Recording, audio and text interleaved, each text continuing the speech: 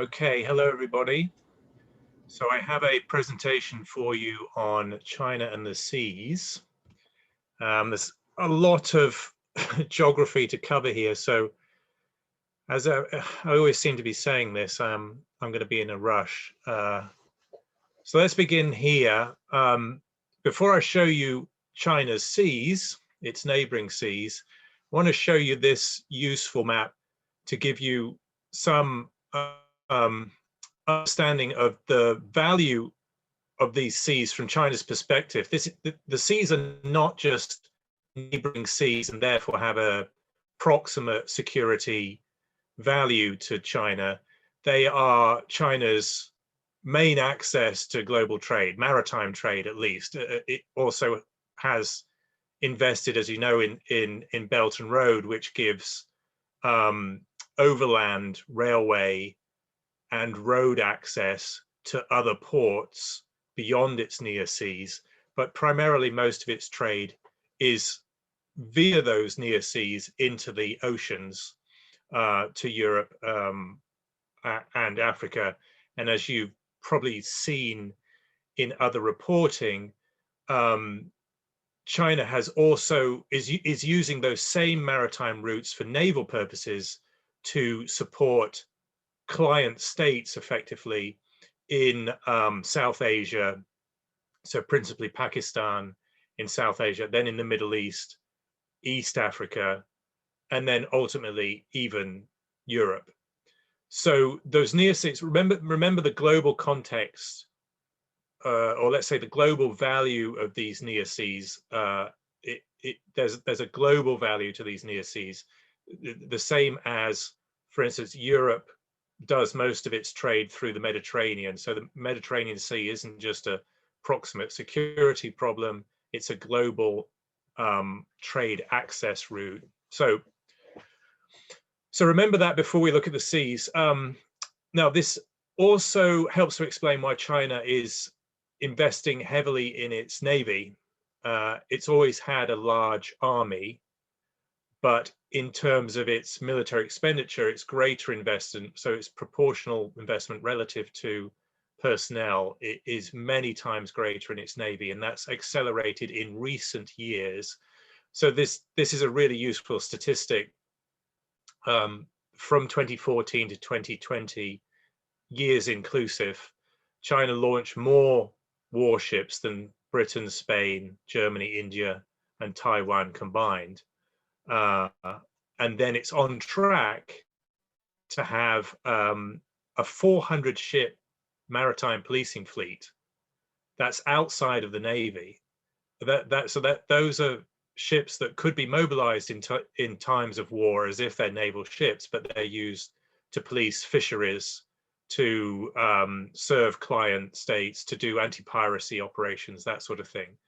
So China is on track to have the largest navy in the world, and there's a lot of sophistication there. So at the moment, the United States Navy is certainly technologically more sophisticated, and this is principally true in its carrier fleets. But China's catching up, and it's catching up a lot by intellectual property theft. So it has copied a lot of the same aircraft and the same missile systems and things like that. And then then it is also investing in ground-based anti-ship missiles, which are intended to deny its enemies use of the near seas, because they have the sort of range that can get them across the near seas. So let's look at these near seas. So the seas we're principally talking about are best known as the East China Sea. So that goes from Japan essentially down to Taiwan. And then there's a South China Sea, which you could think of as south of Taiwan. The other countries have other names for these seas. China obviously prefers to call them as China Seas, East and South, and then for our convenience, it's just more convenient in the English language to refer to them as East and South China Seas. It's easier to picture them that way, but that's not to deny that there is a contest about what they should be called. So I'm just going to note that, but for convenience, I'm going to refer to them as East and South China Seas. Now, this is a convenient map because it shows the major US bases, and it helps to be fair to China. It helps to picture the security dilemma from China's perspective. So China sees these seas. That's sort of sounds like bad English verbally. It perceives itself as being surrounded by potential adversaries, principally the United States, but also these other neighboring Asian states, which are usually allied with the United States and increasingly so, including old enemies of the United States, such as Vietnam. So you can see naval bases up here in South Korea. These are permanent US naval bases. Japan, Philippines has an on and off relationship with the United States forces in general, but has gone back to allowing US naval visitation, not basing, but regular visitation. And even Vietnam is allowing US naval visitation now. Singapore always has. Thailand is getting in there. So increasingly China is surrounded by states that are balancing against it, and that's mostly China's fault. But at the same time, there's a security dilemma here where China feels surrounded by adversaries or uncooperative neighbors, and that is sort of a vicious circle. Right, so bear that in mind. So let me try to give you some history here so we can appreciate how the risks develop. And I'm going to begin with Taiwan. I'm just going to give you this week's event. So Monday, China sent 25 fighter planes into Taiwanese airspace. It's happening frequently. It's always happened, but the frequency is very alarming. And some analysts are convinced that China will invade. There's controversy about how do you assess that? But China is intimidating Taiwan, but that can go both ways. That can encourage Taiwan to invest more and balance more, or maybe it's intended to persuade Taiwanese to just capitulate at some point. I unfortunately don't have time to go into the complexities of Taiwan's defense. In a sense, it's kind of an easy case to dismiss because Taiwan is the closest neighbor. It's the most exposed neighbor of China to Chinese aggression. So in that sense, it's the simplest geostrategic problem to describe. It's just really close. It's within rocket range, fighter range, quick sailing distance, 30 minutes. China could be landing stuff on Taiwan. From Taiwan's perspective, it's a horrendous strategic problem, and it has relied, and it will continue to rely on the US guarantee. Although, as the US proved in Ukraine, a big neighboring state can grab stuff or the US has even decided what to do. So, a few years ago, I would say there's no way China's going to show any aggression to Taiwan because that means nuclear war with the United States. But now we don't know. We don't know what the US would do. Anyway, without denying the seriousness of this situation, and it's a current issue, it is racking the West, the great minds of the West. It's racking the brains of the great minds of the West. How on earth to get out of this dilemma about Taiwan? It's just I don't have time to go into it here. I want to look at the seas, which are going to be less familiar to you. So let's look north of Taiwan. So this is the East China Sea.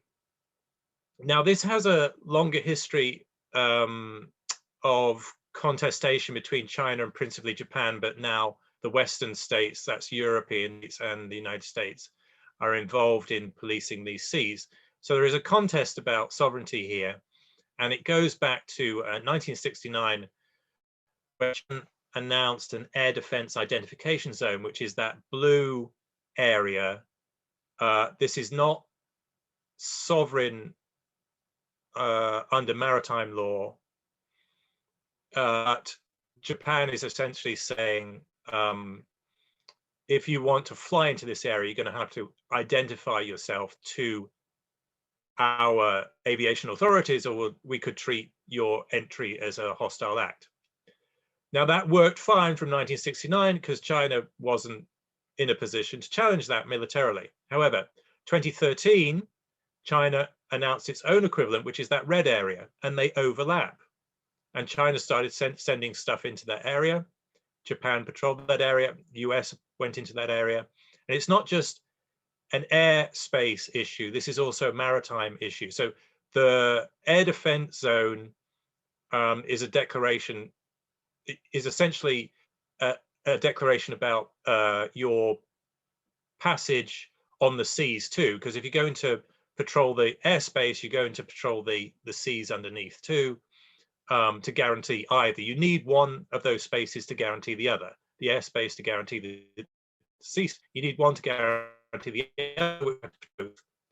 Now they overlap. So the US response is to send what they call freedom of passage or freedom of travel missions into those areas, which is just that these countries are they're asserting international freedom of passage, and China tries to interfere with that by buzzing the ships from the air, or shadowing surface vessels, that sort of thing.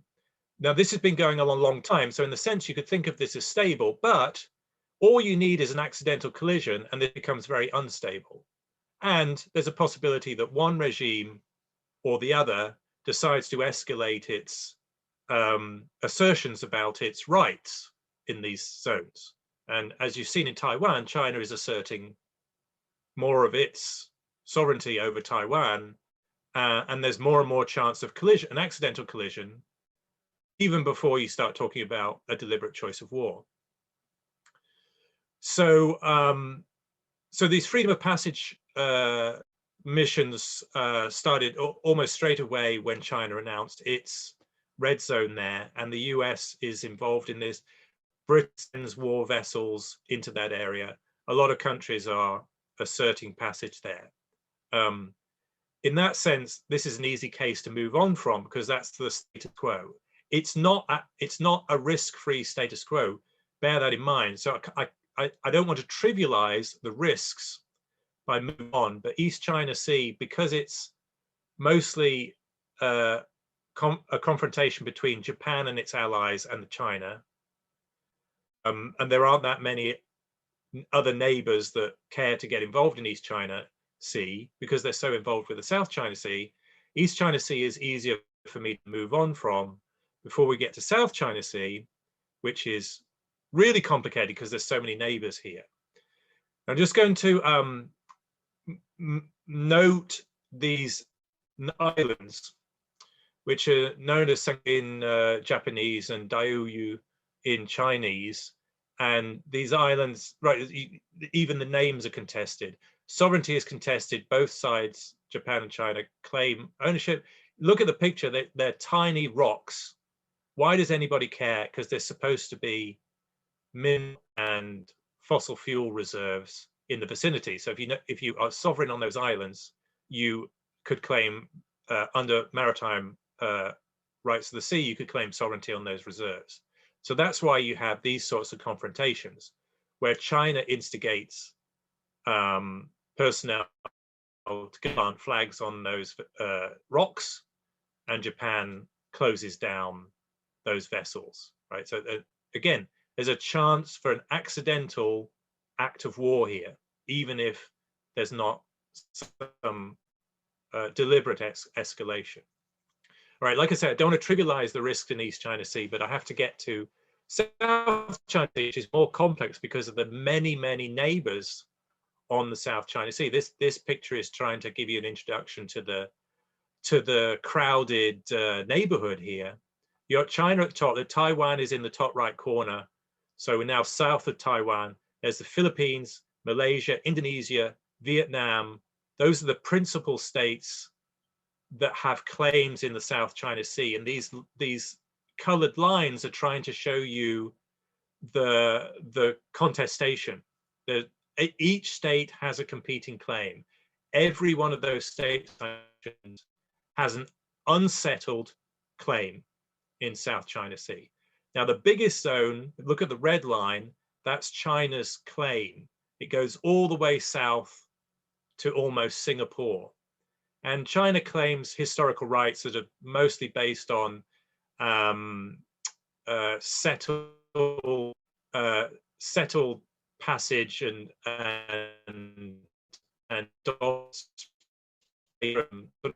imperial China. That claim has been thrown out by all the international legal authorities, but China keeps asserting that's its sovereignty, and it's not de jure, right? It's not by law, so no authority, no other state has, and no other state that matters has agreed with China on its de jure claim, but de facto China has most of the power in that region. So let's look at the flashpoints here. So this map is trying to show you the disputed islands in yellow.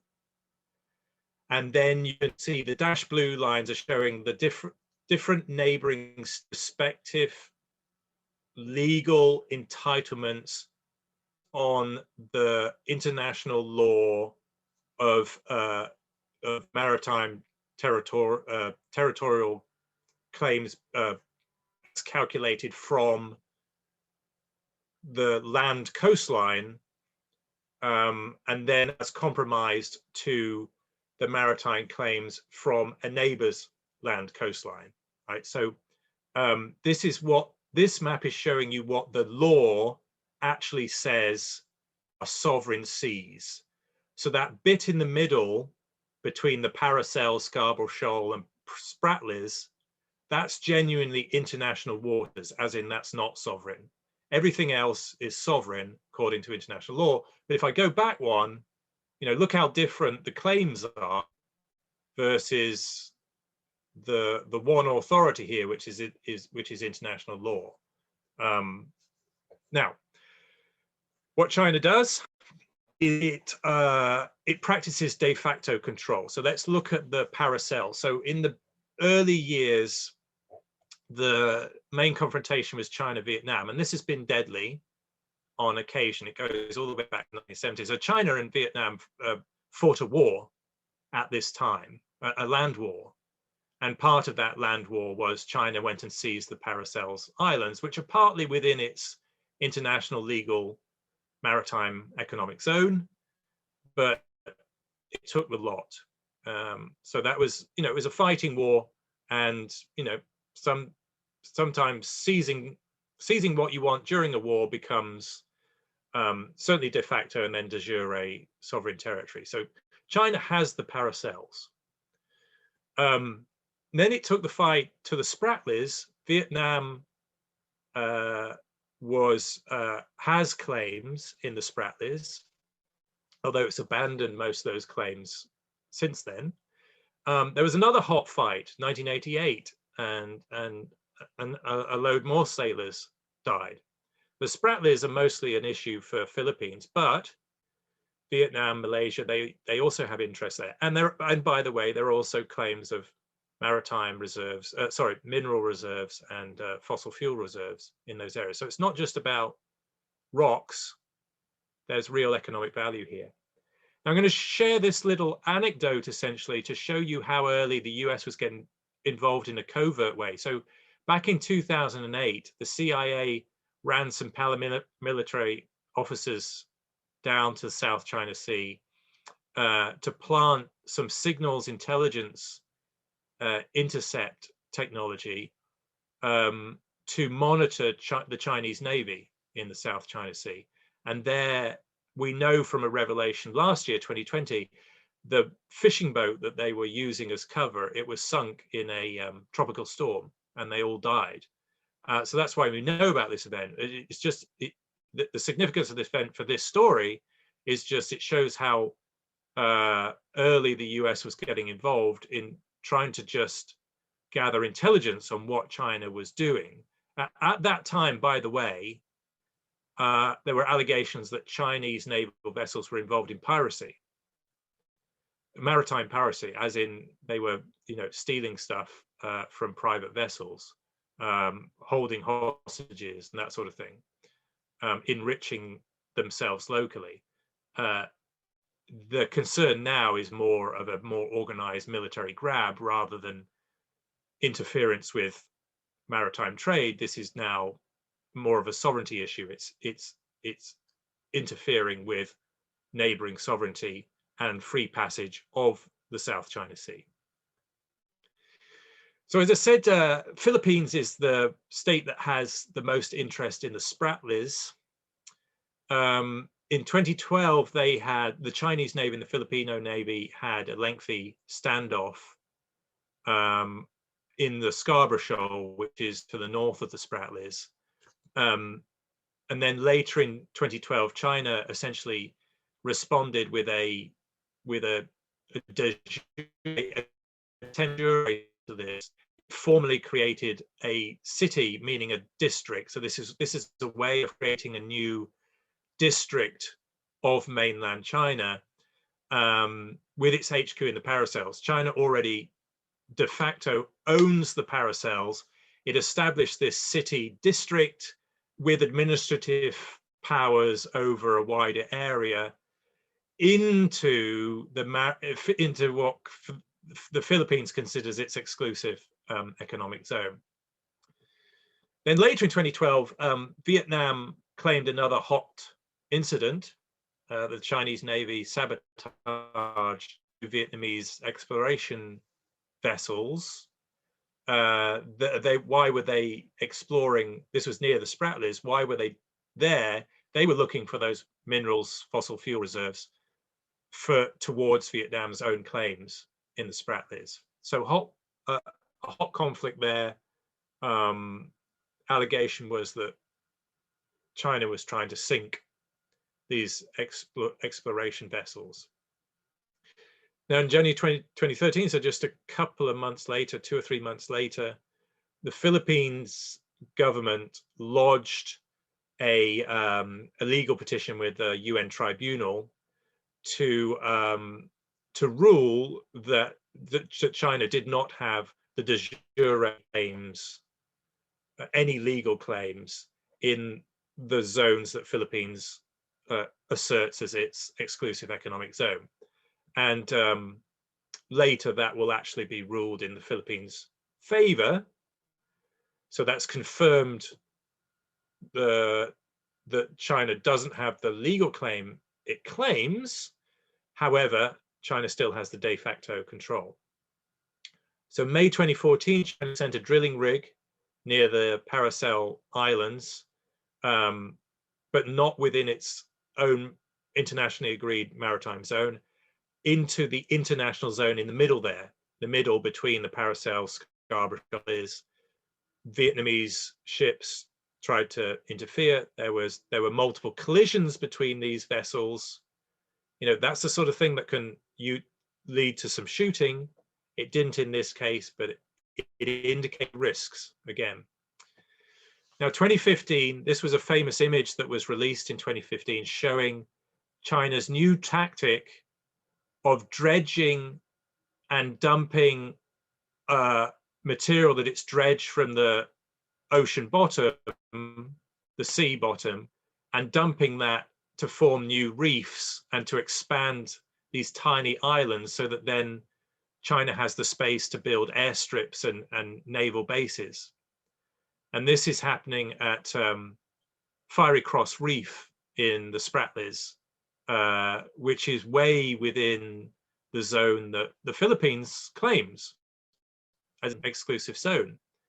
But this is de facto control. China then has an airstrip and it's armed and it's anchoring warships there. It has de facto control. And by expanding the islands, the reefs, and building on them, it's increasing its de facto control. It's embedding itself inside the Spratlys. So this is what the Spratlys look like. So Fiery Cross Reef is to the left there, and those red aircraft symbols, those are established Chinese Air Force airstrips, air bases. They're not quite bases because they're not quite independent enough to be called bases, but they're operating air fields, air strips, whatever you want to call them, air stations, right? They're air stations in US naval terms. So China has this established military presence inside the Spratly Islands in defiance of its neighbors. Now, in 2015, the USS Larsen sailed within the 12 nautical mile zone around the Subi Reef and the Mischief Reef that China don't within that zone or will consider it a violation of Chinese sovereignty. The USS Larsen tested that. There was no shooting as a consequence, but the Chinese Navy commander warned the Pacific Fleet commander against, quote, dangerous attacks. So, no shooting, but sort of, it's, how do you read the risk of this? It's sort of verbal tit for tat at the moment. It's hard to gauge. Now, 2016, the year after that, the US Navy started patrolling into those same waters alongside the Filipino Navy. It also started rotating more military forces into the Philippines, and it was assisting the Philippine Navy with intelligence and training and so forth. So US was signaling, we're clearly taking sides here. We're going to help the Philippines assert its claims in those areas. Year after that, 2016, the US Navy sent a guided missile destroyer within that 12-mile exclusion zone, within that same zone off the Fiery Cross Reef. So to just go back to that map, in 2015, the US Navy did it within the zone around Subi Reef and Mischief Reef, and then in 2016 it did it around Fiery Cross Reef. So those three reefs, those ones that are most occupied by China as military assets. And 2016, by 2016, the US Navy had violated, if you like, Chinese sovereignty around those three reefs without a shooting confrontation, but China responded with fighters and warships. If you're a sailor on one of those US Navy ships, you don't know if those assets are coming towards you with intent to shoot. You don't know whether you're going to have to fight your way out. Even if you're confident they're not going to fight you, there's still that chance of collision, right? So there's still high risk in any of these confrontations. That particular incident was solved with a video telephone conference between the chairman of the US chairman of the Joint Chiefs of Staff and a Chinese equivalent, and they claimed some verbal agreement. In practice, it hasn't really changed anything, not anything de facto.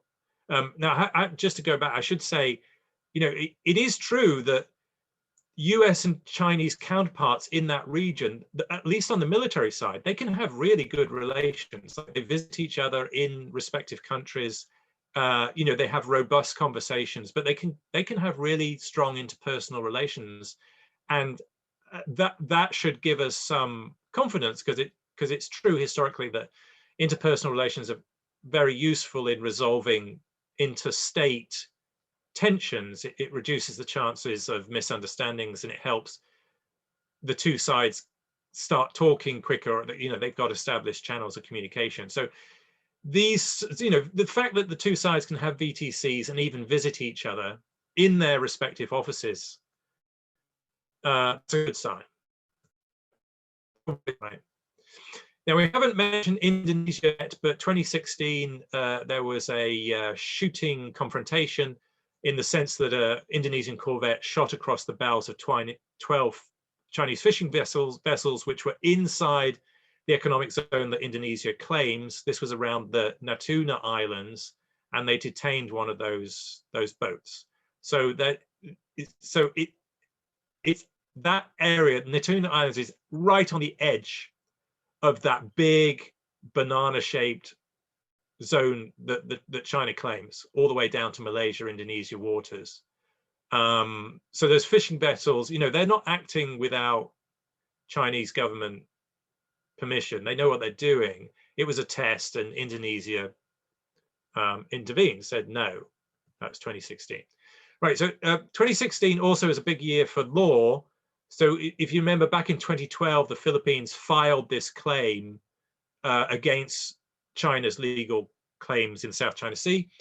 And the Permanent Court of Arbitration did rule in the Philippines' favor, and it dismissed these historic, what China claims as its historic rights that go back hundreds of years. There's no, those historical precedents don't have any legal basis. It's like the United States saying, we used to govern the Philippines, thus we have we have sovereignty over the South China Sea. It doesn't work that way. It's the same. It would be the equivalent of China's argument. But that's just de jure. De facto is China continues to violate Philippines economic zone. And that same year, Chinese fishing boats violated the Philippines claim maritime zone near Scarborough Shoal. And by the way, I haven't mentioned this, but often these Chinese fishing boats, they're fishing boats, they look like fishing boats, but some of them often are actually naval vessels packed with sensors and signals intercept stuff. So they're essentially spying vessels. They're disguised as fishing vessels. And they're surrounded by real fishing vessels. So, it creates, for the defending side, it creates a dilemma, like what would you board? Which vessel would you board? And then are you boarding a civilian vessel, which is easier to take down, or are you actually boarding a military vessel, which could be defended with lethal force? So, there's a dilemma with even with fishing vessels. It's not as simple as you might think, dealing with what look like fishing vessels. All right, let's try to move on here. 2016 was also a tense year for the United States Navy. At the end of the year, China's Navy seized an underwater drone inside the Philippines zone. China had a surface vessel inside the Philippines economic zone, and China and the US Navy had Philippines permission to be launching its zone there. The Chinese Navy did not have permission to be there, but it seized this zone and said this was an unauthorized military provocation in a zone that China claims as its own. The United States Navy said this is just an oceanographic drone. Take that as you will. Eventually, China returned that. You can imagine it would have fully investigated what data is on that drone, what the drone's capabilities are. Eventually returned that drone. But an interesting incident. All right, now Philippines during these years was presided over by Rodrigo Duterte, and he was trying to dissociate from the United States. He had a sort of nationalist, more pro-China, anti-US stance, posture in general, but his frustrations with China eventually led him in 2020 June of last year, to renew that visiting forces agreement that his predecessor had agreed. When was it? It was 2012, 2015, I think it was. So a 5-year agreement, and then so he renewed that. So that relationship between the Philippines and the US is still tight. But how does China respond? I told you earlier, it had established this administrative city authority from the Paracel Islands. It's done the same on the Spratly Islands too. And that's obviously most confrontation with the Philippines, but the Vietnam has also claimed that as a violation of sovereignty.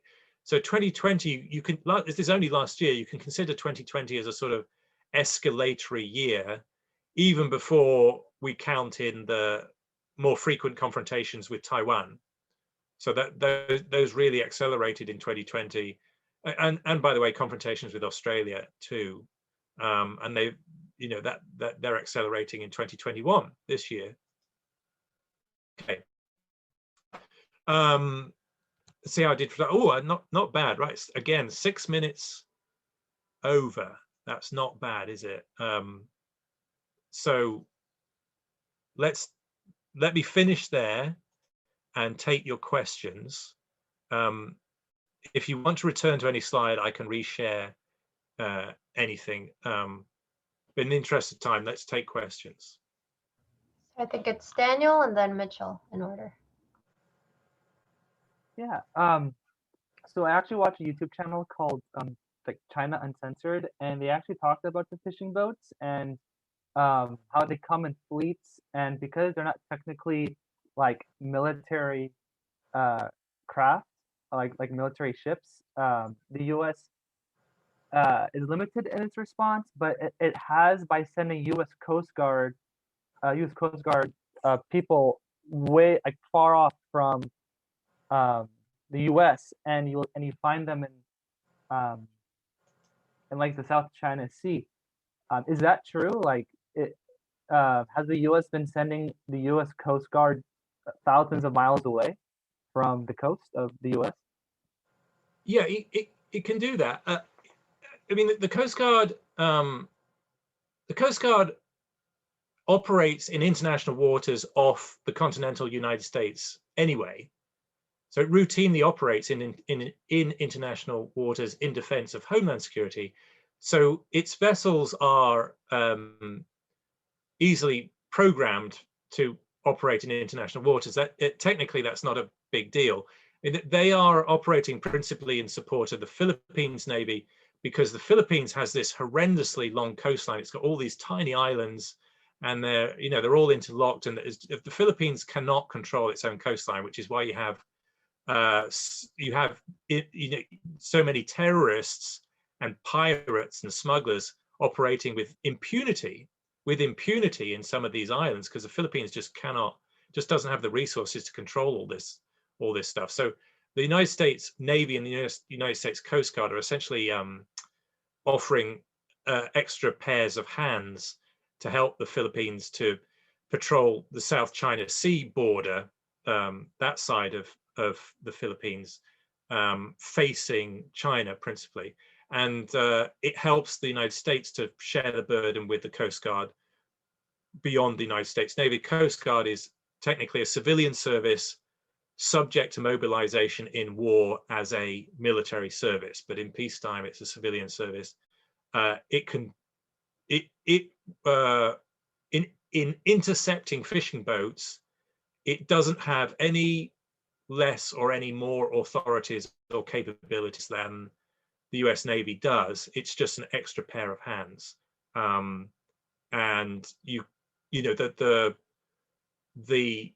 there is no real legal dilemma. From the US side doesn't have to worry, are there extra legal risks if I use the Coast Guard to do these boardings? There might be some extra kinetic risks where the vessels that are being boarded may think that it's easier for them to fight their way out against a Coast Guard vessel, but that would be a silly calculation, because Coast Guard vessels are armed, and they're sometimes heavily armed. So, it's not as if the US government is sending Coast Guard vessels in a rash, foolhardy way where they should be sending warships. In any legal sense and in practical sense, there's no difference in risk which of those services you use, extra pair of hands. I think that's the, I'll stop there. I think that's the main point. Right on. Thank you. For me, I guess this kind of reminds me of like World War II, like the Japanese entrenching themselves in islands surrounding their coast. Do you think that the UN stating that it's illegal and not having any repercussions has emboldened China to continue with these actions? Yeah, and from what I hear, um, it the West's failure to contain Russia and Europe has also emboldened China. So one of the lessons from Russia's success in snatching parts of Ukraine, principally Crimea, but also the eastern border regions like Donetsk, China's learned the lesson that the West in general, but the US in particular, is really, really slow to react, really deliberative. Now, you could think that, well, the West has learned some of its lessons, be a bit quick to react if China tried it on now. But I think one of the explanations for China increasing its confrontation in recent years is it is learning what would be the right word? It's learning to disrespect Western competencies in foreign policy, and you know it has control is what they really care about. It's not the de jure thing is just a diplomatic nicety which appeals to some Western audiences, but China doesn't really care for the de jure stuff. It's the de facto stuff. They have military assets in the Spratlys, in ourselves, and that means they've got them. You're not going to get them back. You know, it's just containment now. Neighbors, it's just containment. You know, Philippines does not have a realistic hope of getting back the Spratlys. It's just trying to contain China's de facto control. China's got an awful lot of leverage with that de facto control. I mentioned those ground-based anti-ship missiles. Those missiles have ranges now of hundreds of miles, which means they can make US Navy warships stand off Japan from the paracels. China's de facto control of these islands has really massive geopolitical consequences in the region.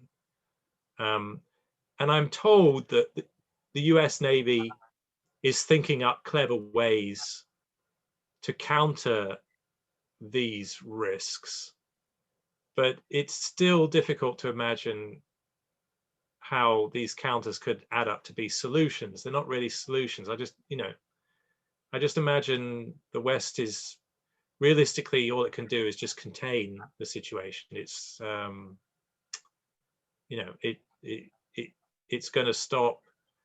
It's going to stop China getting as far as the Natuna Islands inside Indonesian waters. It's going to stop China expanding, but it's not going to roll back China's gains so far.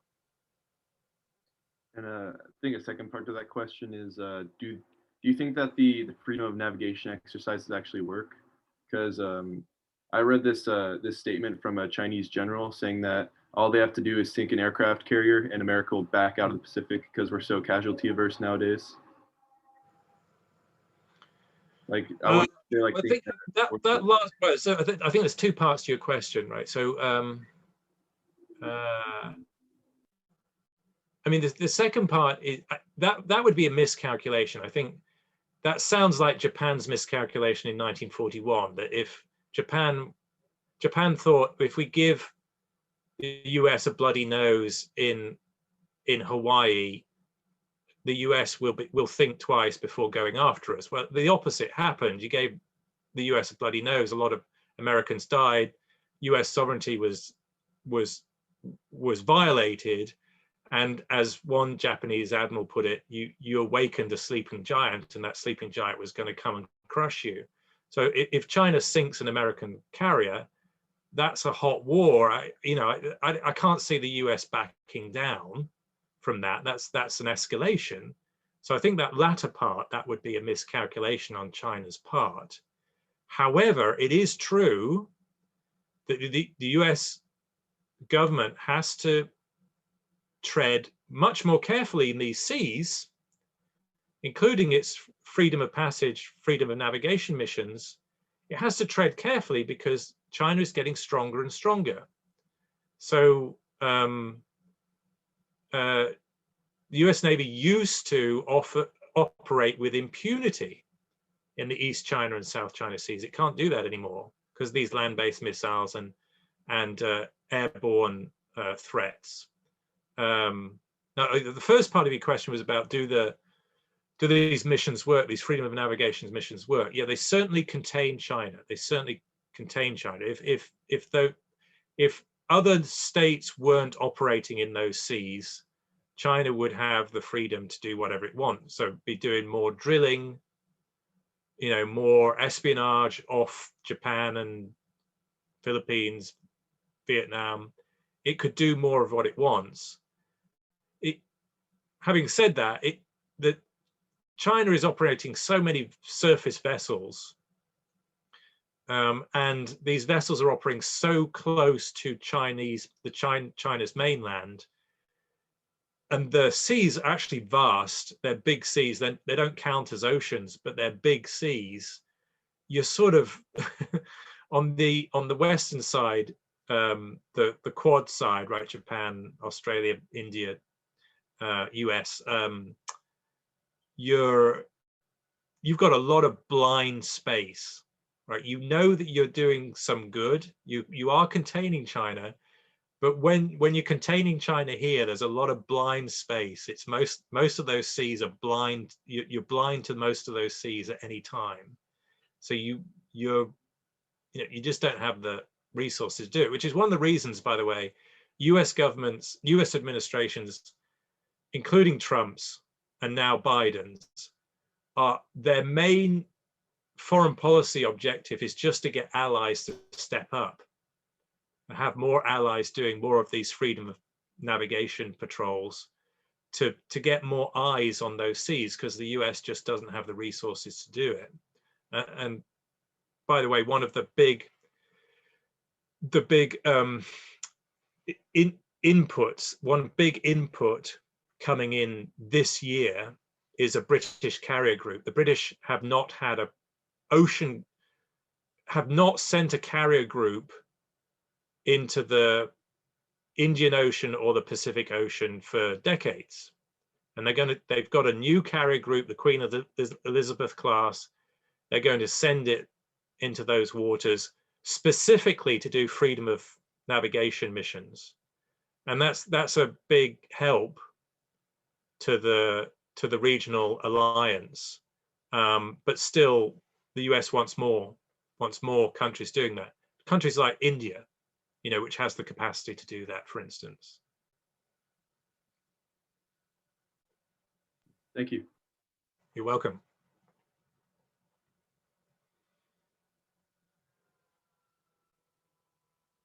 I think it's Jack. Yeah.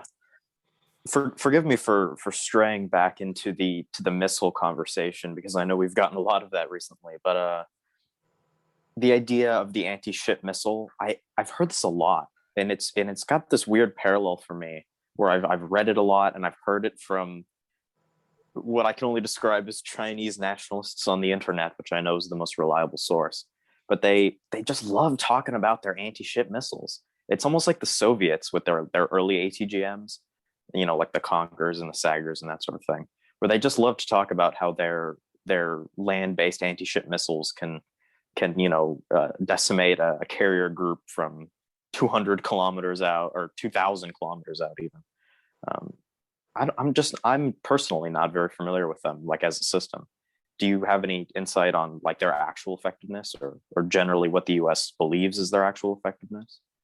Yeah, it's a very good question, because you're right. We're always in this dilemma outside of the secrecy the classified information and outside of the technical competencies to really review how modern weapons work, it's difficult to truly assess relative capabilities.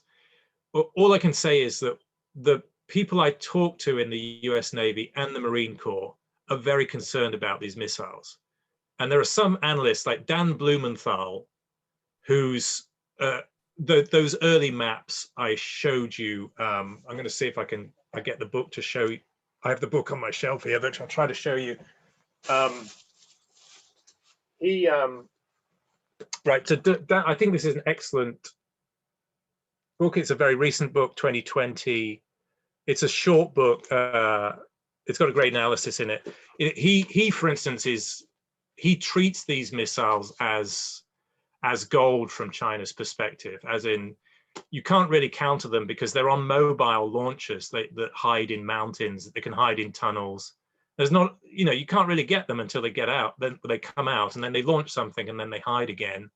And yes, they can certainly reliably hit big warships within hundreds of miles and possibly beyond 1,000 miles. So the people I trust, are very concerned about these missiles. They treat the threat seriously. That doesn't mean that on China's side there isn't some exaggeration about their capabilities. I mean, maybe there's some secret way China's adversaries are working on to jam their guidance systems or something. You just don't know, right? Because that's going to be secret on both sides, and only a war would prove one system effective or the other. But so bottom line is, people are treating this very seriously. And I should add, the US Marine Corps is treating it so seriously that it's deleting its tank units entirely in order to find resources to focus its mission on anti-ship missile, countering anti-ship missiles, as in Marines have to be able to fly in helicopters very rapidly and take out anti-ship missiles so that the US Navy can operate in the seas. So a whole service, the United States Marine Corps, is being optimized for that mission, which suggests those missiles are serious threats. They have to be countered if the whole Marine Corps is going to optimize to counter them. Right, and we have that historical example, like with the Exocets during the Falklands, where we've seen that missiles, even kind of simple ones from relative to what I'm sure China has developed, can be devastating to like modern ship designs. So that's really interesting to see how like the Marine Corps, because I did hear that they were getting rid of the tank battalions, but I didn't know that it was purely to focus on that one kind of objective. Yeah, it is. And just on the Exocet, it's a pretty small missile, but sufficient. The warhead is sufficient to damage a warship enough to make it burn and ultimately sink. The Exocet is principally an air-delivered munition because it didn't have it could be launched from ground, but it didn't really have the range launched from the ground to challenge the big warships that are standing off land. So it was mounted on aircraft. And once it was mounted on aircraft, it was a horrendous threat. And in the Falklands War, the British had just underestimated it. So their only counter to that was very rapid fire, Gatling gun type things, Gatling guns, multiple barrel, rotating barrel Gatling guns, which were supposed to rip apart the missile before it could actually detonate. And they didn't work effectively. They just didn't have the warning time to lock on, and their locking, I forget what you call them, but their target locking systems were not effective enough. Those systems are still the close-in defense system. They're improved, and then for medium range intercepts, you've got anti-missile missiles. So there are counters on board ships to these missiles, but again, until you're in a shooting war, we on the outside at least, we don't really know what their relative effectiveness